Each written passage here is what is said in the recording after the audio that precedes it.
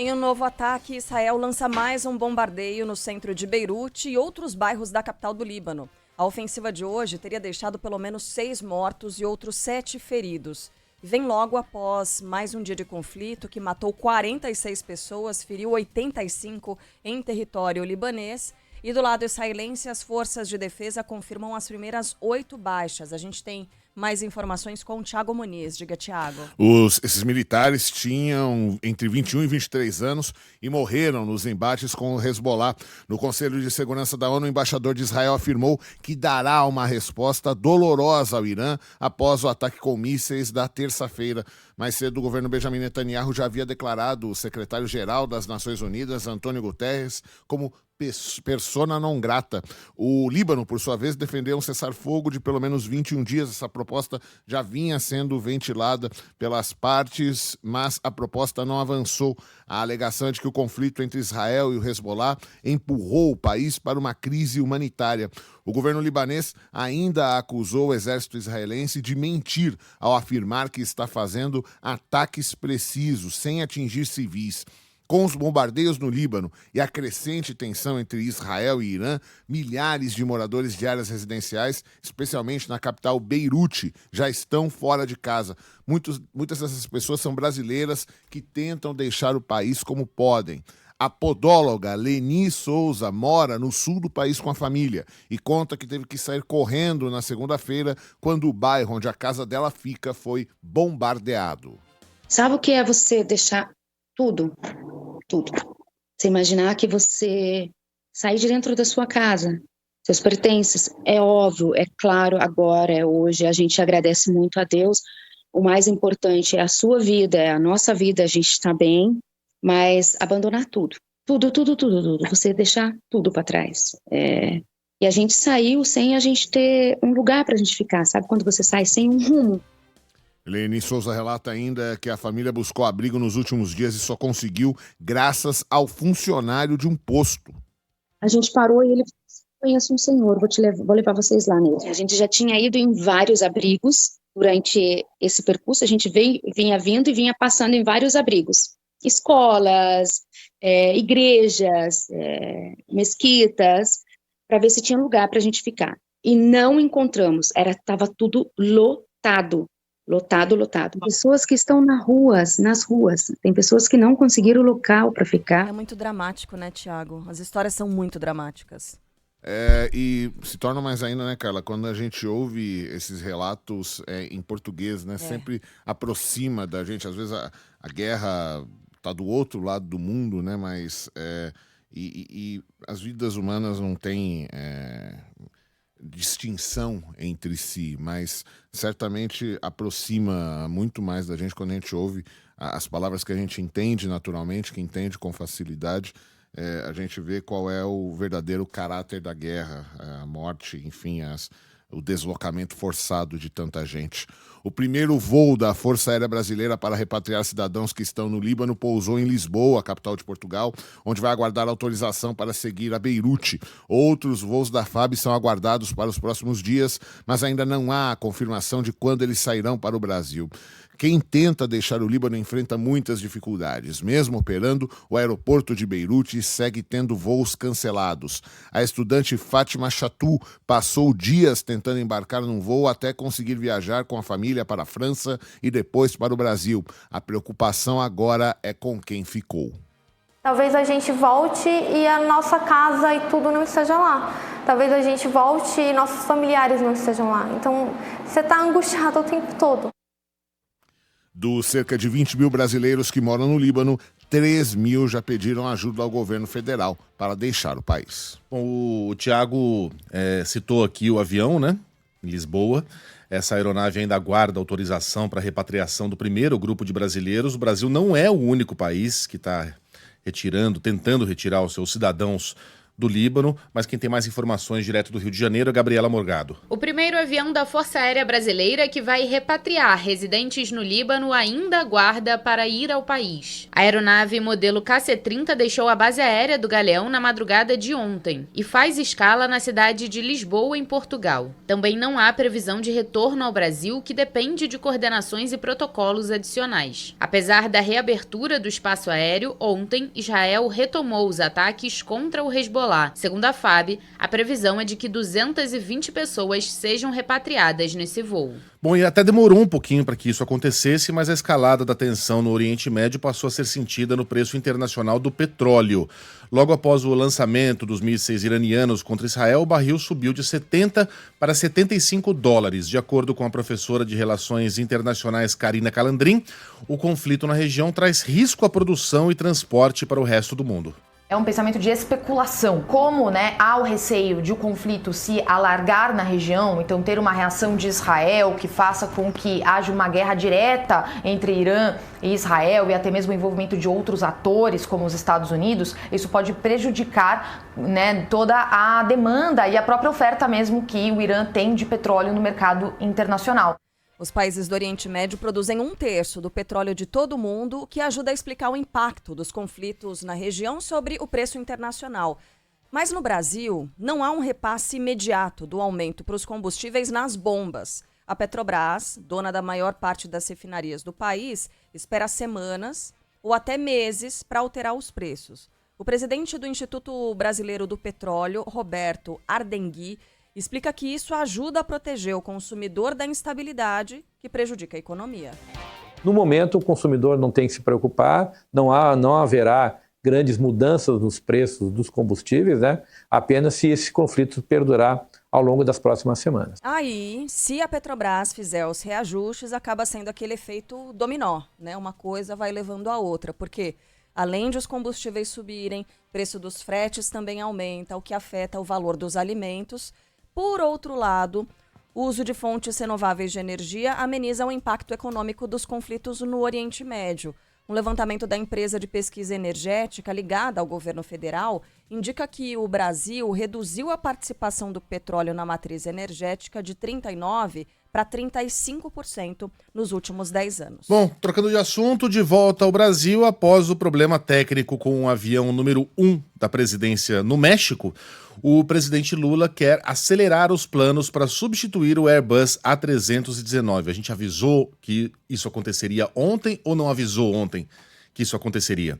O assunto deve ser discutido nos próximos dias com o ministro da Defesa, responsável pela Força Aérea Brasileira. Essa troca poderia custar até 400 milhões de reais e não custa lembrar, João Pedro Melo, que o Aerolula, como foi batizado na época, é um avião relativamente novo com pouquíssimas horas de voo em relação a aviões comerciais convencionais. Bom dia para você, JP.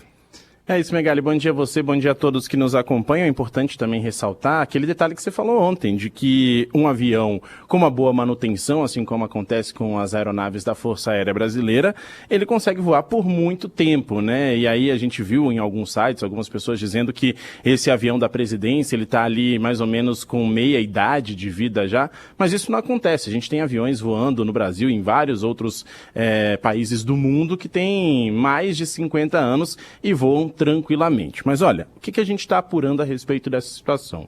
Que o presidente Lula quer retomar os planos para a substituição do avião presidencial após aquela falha que ocorreu na volta da viagem do México. Ele e a comitiva desembarcaram ontem na base aérea aqui de Brasília por volta das 10 horas da manhã, depois de 2 voos seguidos. Esses voos totalizaram mais ou menos 17 horas. Os passageiros que estavam a bordo disseram o seguinte: sentiram um tranco logo depois da decolagem e o problema foi seguido de um barulho baixo, parecia um apito.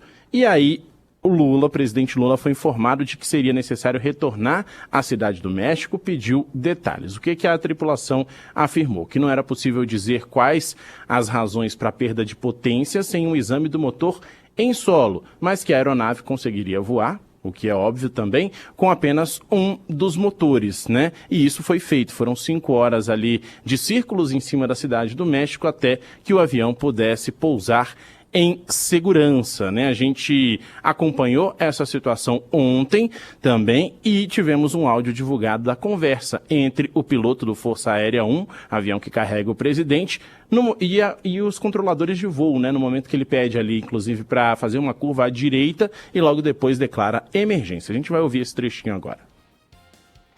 Control Bravo, Sierra 01, request, turn right, pam pam, Bravo Romeo Sierra 01. Bravo Romeo Sierra 01, confirm, Pam, Bravo Romeo Sierra 01, turn right, immediately, Bravo Romeo Sierra 01. Bom, o que ocorre nessa comunicação aí, então? A gente tem o piloto declarando um pam-pam, ela é uma emergência a bordo, serve para pedir prioridade ali no momento de comunicação com a torre de controle, mas não significa que essa emergência seja algo vital para o voo, ou seja, o avião consegue permanecer no ar. O único pedido que ele fez ali é para ter uma espécie de prioridade no controle ali na conversa com o controle aéreo. Sobre esse pam-pam, né? Depois disso, então, o avião ainda ficou voando ali 5 horas e o presidente ficou irritado ao tomar conhecimento desse tempo que seria necessário para queimar combustível até a aterrissagem. Foram 5 horas, então, sobrevoando a capital mexicana e aí depois o Airbus pôde pousar de maneira segura. No caso do avião presidencial, qual foi a diferença para outros voos? O avião não tem aquele sistema que joga combustível fora. Isso poderia, obviamente, reduzir o tempo em voo. É o sistema de alijamento de combustível. Segundo o especialista em aviação, o Jorge Leal, esse sistema não está presente em todas as aeronaves. A gente vai ouvir um trechinho dele agora. Aviões que fazem etapas longas, que vão daqui para a Europa, etc., que vão etapas de 10 horas, 12 horas, esse normalmente tem alijamento. Mas o A319 é um avião feito para etapas médias. Bom, então foi isso que aconteceu. Não tinha esse sistema para jogar o combustível fora, por isso teve que ficar ali voando mais ou menos 5 horas em círculos. A possibilidade de troca do avião presidencial por outro modelo maior e com mais autonomia já tinha sido levantada por Lula. Inicialmente iriam se trocar esses aviões. O A319 iria para o transporte de autoridades e o presidente pegaria um dos A330, que inclusive está sendo usado nas missões de resgate. Mas aí depois levantou-se uma possibilidade de pegar um avião mais moderno ainda, um A330 mais moderno, que tenha gabinete, escritório, cama de casal, entre outras questões, e a estimativa de custo é de 400 milhões de reais. O ministro da Defesa, José Múcio, ele vai conduzir agora a retomada das discussões sobre esse assunto e ele, inclusive, adiantou uma volta das férias depois dessa situação. Ele estava em férias nos Estados Unidos, comprou uma passagem no mesmo dia desse problema do avião do presidente Lula, de volta aqui para a capital do país para negociar esse ponto relacionado ao avião presidencial. Tá, o avião presidencial brasileiro é de 2005, tá? 2005. O Air Force One dos Estados Unidos, sabe quem mandou comprar o Air Force One? Quem mandou trocar, né, o Air Force One? Ronald Reagan, na década de 80. Foi em 1987 que ele determinou a concorrência para a fabricação de um novo avião para substituir aquele que havia sido usado por presidentes como John Kennedy, Eisenhower, era um Constellation. O Ronald Reagan acabou assinando o contrato com a Boeing.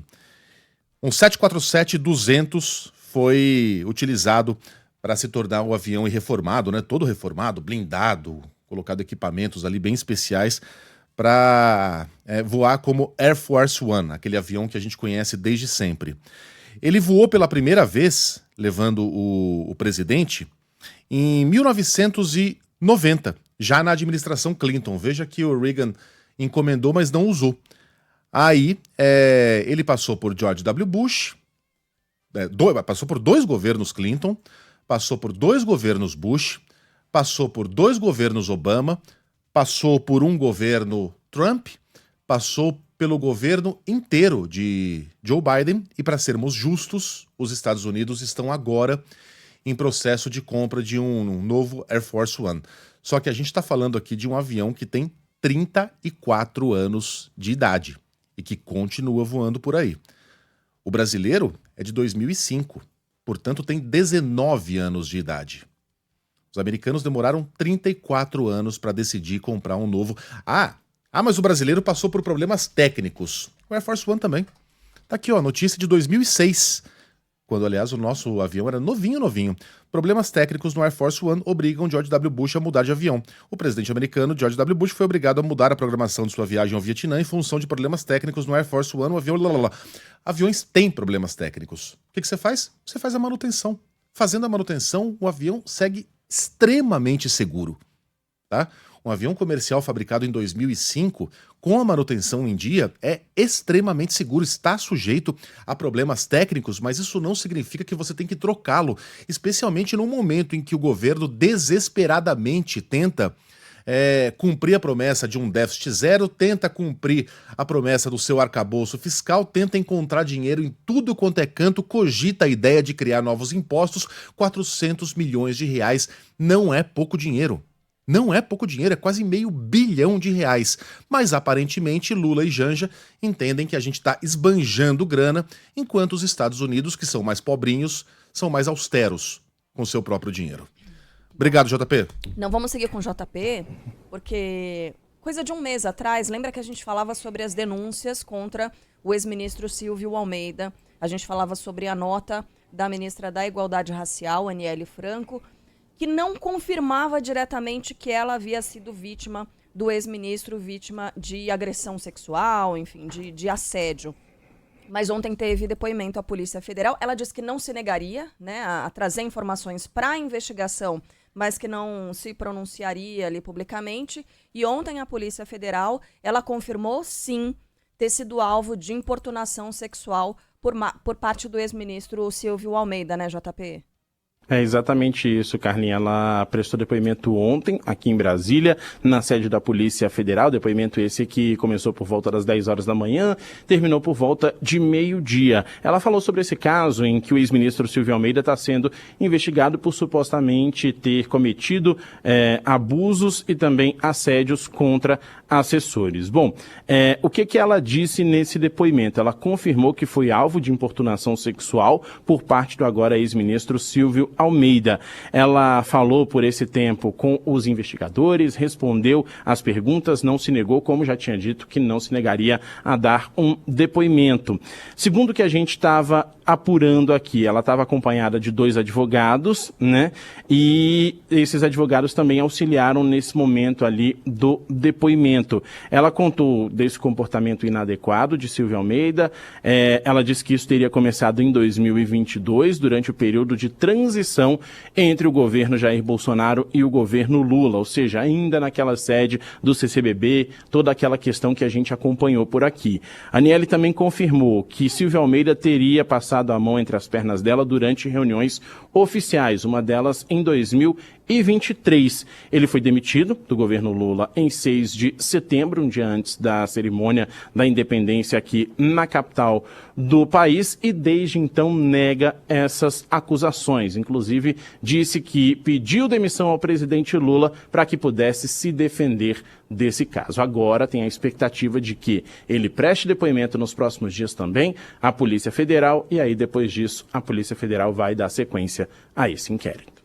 Fato é que esse depoimento complica demais a vida do ex-ministro, né? Uma decepção para muita gente essa investigação existir, essas denúncias acontecerem, porque Silvio Almeida sempre foi visto como uma referência, né, na área dos direitos humanos, na busca pela igualdade racial. Muito triste isso acontecer e vindo de uma pessoa, né, que era a base de discussões tão importantes. Mas tá aí a Aniele Franco, então, se posicionando, falando oficialmente, né, a Polícia Federal dentro dessas investigações. JP, em São Paulo a temperatura caiu bastante, mudou o tempo ontem. Como é que tá em Brasília? Como é que tá o Centro-Oeste nessa quinta-feira? Carlinha, tá do mesmo jeito de ontem. Ontem eu recebi uma bronca de um ouvinte, porque eu falei, 20 graus aqui. O ouvinte falou, aonde que o JP viu 20 graus? Tá 23. Ou seja, 20 a 23 ali tá praticamente a mesma coisa, né? Mas é que 23 graus, faz antes diferença. das 8 horas da manhã, por volta de 7h30. Faz diferença. E tá 23 hoje, tá 20. Não, hoje, ó, aqui oficialmente no site do Instituto Nacional de Meteorologia, a gente tem 21 graus. Umidade relativa do ar agora já tá bem baixa, a gente tá com 40%. 40%. E o detalhe interessante disso tudo é que continua amanhecendo mais cedo, ou seja, o sol já está dando o ar da graça ali antes das 6 horas da manhã, e aí a gente fica com aquele clima praticamente de litoral, né? Só que com detalhe, muito mais seco, obviamente, que na praia. Então, a gente está nesse momento com muita seca, já com aquela temperatura em elevação, e a tendência hoje, pelo que a gente está acompanhando aqui, é de que os termômetros cheguem aos 36 graus e meio, quase 37. E a chuva, nem sinal dela ainda, viu? Meu Deus, e aí eu tô vendo a previsão aqui para Brasília, JP, amanhã, máximo de 36, sábado 36, domingo 36, segunda 35, terça 34, quarta, olha que delícia, 33. E aí na quinta chove. Na quinta da semana que vem, chove com máxima de 31 graus. Então, pois é, o detalhe, né? Essa previsão de chuva, né? Ela é, nesse momento, uma previsão de 20%. Pode ser que não chova ainda, então, viu? Aí o Vamos ver. Surfista do Lago Paranoá, João Pedro Melo e suas belas gravatas. Beijo, JP. Beijão, gente. Bom trabalho. Até mais. Bom, e o presidente Lula se reúne hoje com integrantes do governo para discutir a regulamentação dos sites de aposta. 4 ministros vão participar do encontro marcado para tarde. São eles, o ministro da Fazenda, Fernando Haddad, do Desenvolvimento Social, Wellington Dias, da Saúde, Nízia Trindade, e dos Esportes, André Fufuca. O ministro da Casa Civil, Rui Costa, e o advogado-geral da União, Jorge Messias, também estarão presentes. Essa reunião tem o objetivo de discutir as próximas ações do governo, como a possibilidade de impedir beneficiários do Bolsa Família de realizar apostas. Uma medida bastante controversa. Quem tem os detalhes é Thaís Sprovieri. A Associação Brasileira das Empresas de Cartões de Crédito e Serviços decidiu proibir o uso do cartão como meio de pagamento em bets. A decisão foi tomada em reunião extraordinária realizada na terça-feira e comunicada nessa quarta. Inicialmente, a proibição do pagamento às bets com o cartão só valeria a partir de 2025, com a entrada em vigor do novo modelo de regulação de apostas eletrônicas elaborado pelo Ministério da Fazenda. Com o crescente endividamento dos apostadores, o setor antecipou a decisão. A associação estima em menos de 1% o volume de apostas eletrônicas pagas em cartão. Mas em nota informou que, para a medida, tomou como base a prevenção ao superendividamento da população e do crescimento das apostas online no país. E aí, houve essa reunião do presidente da FEBRABAN, da Federação Brasileira de Bancos, com integrantes do Ministério da Fazenda, Megali, para tentar limitar temporariamente ou suspender temporariamente as apostas por Pix. Porque essas apostas, aliás, essas transferências por Pix não tem taxa, né? A gente faz gratuitamente. Sim. Você imagina para o banco enxergar esse volume de movimentação de apostadores para as bets que estão ganhando milhões e o banco não receber nada? Nem um centavinho? Não dá ideia. Mas é o que eles estão fazendo já. Você acha que os caras dormem no claro ponto? que eles não precisam de ideia, né? Não precisam eles têm gente de que ideia. ganha muito bem para ter esse tipo de ideia. E por que ganham tão bem? Mas porque eles cobram demais da gente. Mais de 90% dos pagamentos dessas bets se dão por meio de Pix. Mas seria um esculacho, Mais né? de 90%. Seria um esculacho com a população. Mas cara. Porque, vamos lá, eu vou colocar, lucro 2023, e aí vou colocar um banco qualquer aqui, tá? Vou escolher um banco qualquer dos grandões que tem aqui no Brasil. Lucro 2023, banco tal. Olha, recuou no ano passado. Sabe quanto foi, pobrezinhos? 16 bilhões de reais. Né? Mesmo caindo 20% em relação a 2022. Então, tudo que esses caras não precisam, né, com todo respeito aqui aos bancos, é de mais benefícios, é de mais grana. Né? Eles já estão muito bem, obrigado. Mas o que eles vão alegar é que e o Pix foi criado para ajudar a população, tirar taxas das pessoas. Olha só, né? As bets não têm que se beneficiar disso. Essas empresas não devem se beneficiar disso. Vão cobrar das bets? Aí então, tudo bem. Tem que cobrar das... Agora, se geralmente o Pix é cobrado de quem faz o Pix, né? Não de quem recebe. Então, é bom a gente ficar... não é cobrado de ninguém. Não, sim, mas transferências, né? Você faz um TED, por exemplo, é você que paga, você que fez a transferência. Então é bom a gente ficar de olho bem aberto, tá? Porque esse país tem histórico de criar medidas para beneficiar quem já está muito bem na fita. Bem, e tá chegando, né? Oi! Se aproxima de 600 o número de inquéritos abertos pela Polícia Federal para apurar crimes durante o período eleitoral. A maior parte dos casos envolve Caixa 2 e o Rio de Janeiro é o estado com mais investigações abertas até aqui. Fala aí, Thalita Almeida. Às vésperas do processo eleitoral, a Polícia Federal anunciou que já foram abertos 596 inquéritos para apurar crimes na campanha de 2024. Segundo a corporação, a maioria dos casos investiga ocorrência de Caixa 2. Nas eleições, esse tipo de crime é tipificado como falsidade ideológica eleitoral e costuma envolver a movimentação de recursos não contabilizados ou declarados da campanha, a partir de registros paralelos. Com isso, os valores ficam fora da análise da Justiça Eleitoral e nos últimos 15 dias a PF apreendeu pelo menos 3 milhões de reais em espécie relacionadas a essas investigações. Os dados são do painel da PF com os casos eleitorais em apuração pelo órgão. Outros crimes que apareceram foram inscrição fraudulenta de eleitor, apropriação de recursos destinados ao financiamento eleitoral, difamação na propaganda eleitoral ou para fins de propaganda. Olha, muitos ouvintes estão mandando mensagem para cá falando de cobrança do Pix PJ, né? Que fica a critério do banco cobrar ou não. E a gente normalmente sabe que critério é esse, né? É o de cobrar. Mas é isso, Pix PJ pode haver cobrança ou não, mas Pix pessoa física não tem. E aí, seguindo ainda com essa trilha de eleição aqui, ó. Olha essa história aqui, Megali. No Amazonas, um ex-candidato a prefeito que anunciou apoio a outro nome foi preso depois de jogar dinheiro a apoiadores durante um evento de campanha. Jogar dinheiro? Aviãozinho, tipo Silvio Santos, é? O caso aconteceu na cidade de Coari. Coari, aquela cidade... Você lembra do escândalo de Coari? Envolvendo muitos nomes da política local com aliciamento de jovens, de quase crianças, assim... Aliciamento sexual dessas... Nossa, um terror. Foi um terror o que aconteceu em Coari, um grande escândalo há alguns anos. Pois o doutor Raione Cabral pode responder pelos crimes de corrupção e Caixa 2 também. Fala aí, Vitor Litaif. A Polícia Federal prende em flagrante o advogado Raione Cabral, após jogar dinheiro em praça pública no município de Coari, no interior do Amazonas. Vídeos divulgados na internet nessa quarta-feira mostram os moradores em um tumulto para pegar as cédulas. O advogado é um dos principais nomes da oposição em Coari e chegou a anunciar candidatura à prefeitura do município pelo Mobiliza, mas desistiu do pleito para apoiar o candidato Arben Avelar do PMB. Em outro vídeo, Raione afirma que o dinheiro foi oferecido pela família de outro candidato a um blogueiro da cidade e que faria o ato para devolver o valor à população. Segundo a defesa de Raione, ele foi preso de forma covarde e não cometeu nenhum crime. No momento da prisão, Raione aparece sorrindo e fazendo acenos para a população. Não cometeu nenhum crime, cara. Meu Deus, cometeu nenhum imagem. crime. Você tá literalmente jogando dinheiro para as pessoas, pedindo voto ao mesmo tempo que joga dinheiro para as pessoas. Qual é a mensagem que está sendo transmitida quando você faz isso? Agora, o Brasil é um país muito grande mesmo, né? Quando a gente vê uma notícia dessas... E o Pablo estava me falando, confirmado, Pablo? Confirmado. Coari é aquela cidade em que aconteceu o escândalo que virou seriado do Netflix, Bandidos na TV. Globoplay, né? Não, é Netflix. É Netflix? Ah, tá. É, Netflix. Ah, tá. Aliás, esse seriado, eu peguei um sábado em que eu tava sozinho em casa, Carla, são 8 episódios, 8 ou 9. Eu vi todos, da hora do almoço até quase a hora de dormir. Eu não conseguia largar porque era uma história que eu não conhecia.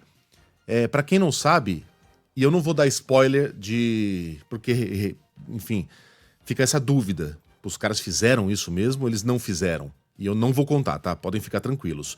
Mas a trama, isso eu posso contar porque isso é aquilo que tá escrito lá na sinopse do documentário. É um documentário, isso aconteceu. Um programa de TV, daqueles programas policiais, que era sempre o primeiro a chegar nos locais dos crimes. Ele era sempre o primeiro. E os adversários dos outros canais de TV falavam, cara, como é que eles conseguem, né? Como é que eles conseguem? Eles devem estar numa frequência que a gente não tá, do rádio da polícia. Eles devem ter informante no crime organizado. E aí, abre-se uma investigação, de novo, isso não é spoiler, tá?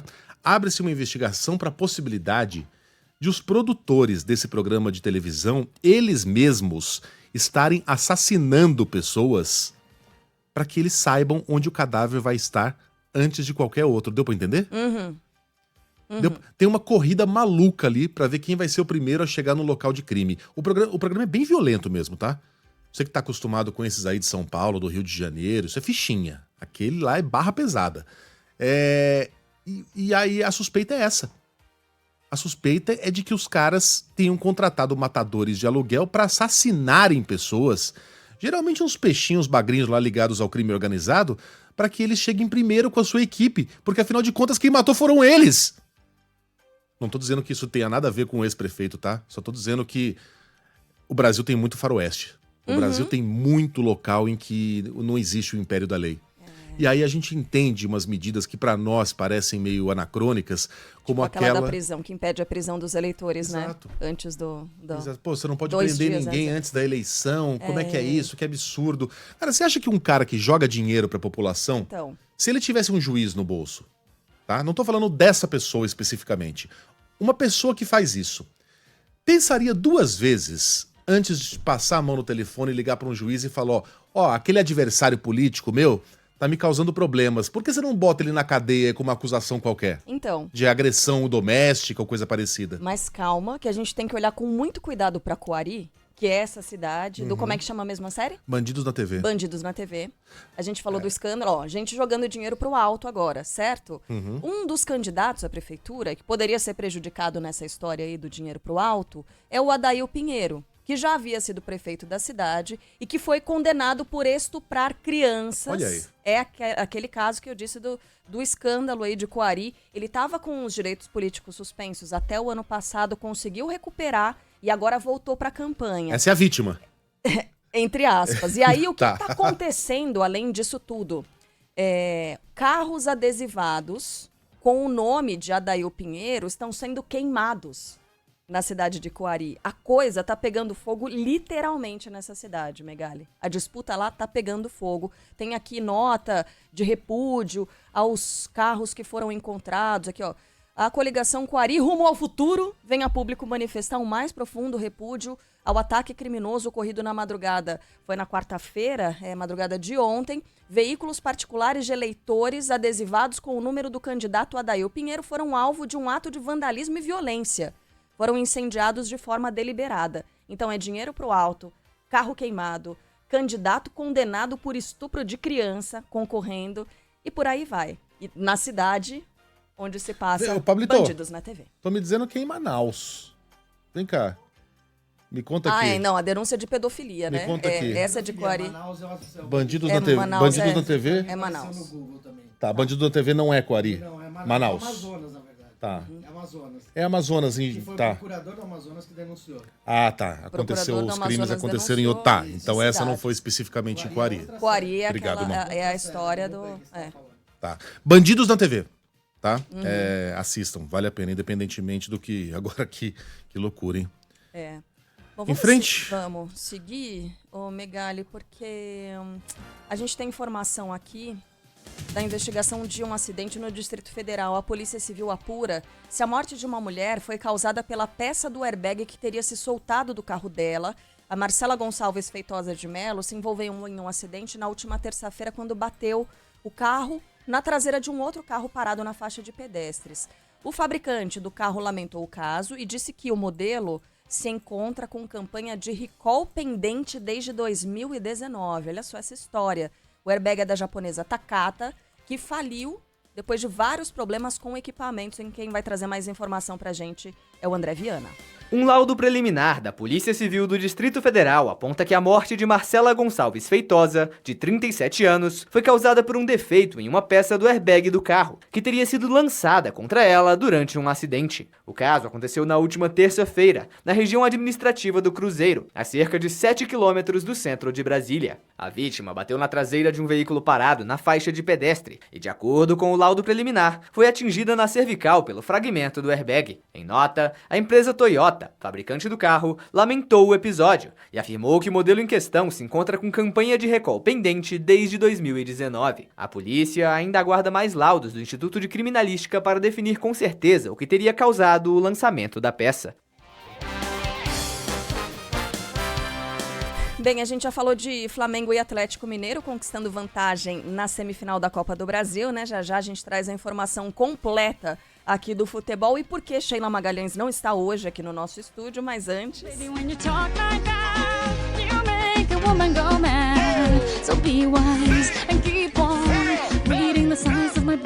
Você Vai, Megali. Eu Shakira? gostaria muito, eu sou muito fã dela, gosto demais da Shakira. É? Demais, Shakira especialmente faz. dessa música aí e daquela do Waka Waka. Ah, o Waka Waka é legal. Aliás, eu cruzei, eu vi a Shakira bem de pertinho, cruzei Você com ela no cruzou com a corredor. Shakira? Cruzei, né, no corredor. No corredor do IBC, do Centro de Transmissões da Copa de 2010. Ela é baixinha. Não achei tão bonita Ela quanto... é baixinha. Quando eu não achei... ela é bem baixinha. Quer ver? Deixa eu ver aqui a altura, Shakira. Não, ó, não dá tempo, hein? Não achei tão bonita quanto eu achei que eu acharia. Entendeu? Chama José Paulo Sobral. 1,57. Fala aí, José Paulo Sobral. Bom dia pra você. A cantora Shakira anuncia shows no Brasil em fevereiro de 2025. A artista colombiana se apresenta no dia 11 de fevereiro no Rio de Janeiro e no dia 13 em São Paulo. Os shows serão nos estádios Newton Santos e no Morumbi. A venda geral dos ingressos começa no dia 11 de outubro. Os valores variam de R$ 440 a R$ 950 reais. As datas da turnê As Mulheres Já Não Choram, na América Latina, foram divulgadas pela cantora nas redes sociais nessa quarta-feira. Vai ser no Morumbi, em São Paulo, viu, Megali? Show grande, né? Showzão tem que ser no Morumbi, né?